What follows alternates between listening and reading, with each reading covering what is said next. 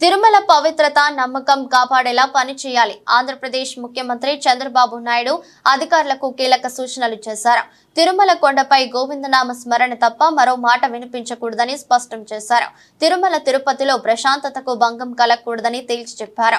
భక్తుల మనోభావాలకు సంబంధించి ఏ విషయంలోనూ రాజీ పడొద్దని కుండ బద్దలు కొట్టారు. పద్మావతి అతిథి గృహంలో తిరుమల తిరుపతి దేవస్థాన అధికారులతో సీఎం చంద్రబాబు సమీక్ష నిర్వహించారు. తిరుమలలో అందిస్తున్న సేవలపై భక్తుల నుంచి స్పందన గురించి అధికారులను సీఎం చంద్రబాబు అడిగారు.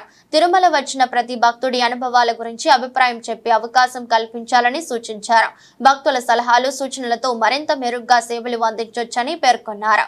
ఒక్క తిరుమలలోనే కాక మిగతా ఆలయాల్లో కూడా భక్తుల అభిప్రాయం తీసుకునేలా చర్యలు తీసుకోవాలని మంత్రి ఆనం రామనారాయణ రెడ్డికి సూచించారు. మెరుగైన సేవలు అందించడానికి ఇక్కడ కిచెన్స్ అన్ని పనిచేస్తాయి.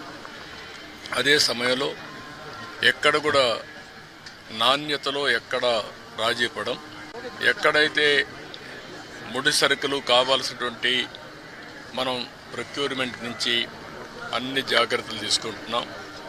ల్యాబొరేటరీస్ అన్నీ పెడతాం. ఆ ల్యాబొరేటరీస్లో అన్ని టెస్ట్ అవుతాయి, అన్ని రికార్డ్ చేసుకుంటారు. అదే సమయంలో ఇక్కడ ప్రాసెస్ కూడా one of the best recipe. Venkateswara Swami దగ్గరుండే లడ్డు ప్రపంచంలో ఎక్కడ కూడా ఎవరు కూడా రిప్లికేట్ చేయలేకపోయారు, తయారు చేయలేకపోయారు. దానికంటూ ఒక పేటెంట్ కూడా ఉంది. చాలామంది ప్రయత్నం చేసి కూడా ఫెయిల్ అయ్యారు.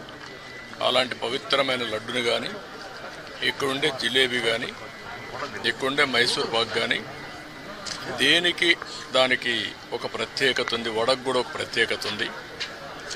అలాంటి మళ్ళీ ఇవన్నీ కూడా టోటల్గా ప్రక్షాళన చేసి రాబోయే రోజుల్లో ఫీడ్బ్యాక్ కూడా తీసుకుంటాం. ఈరోజు మీరు చూస్తే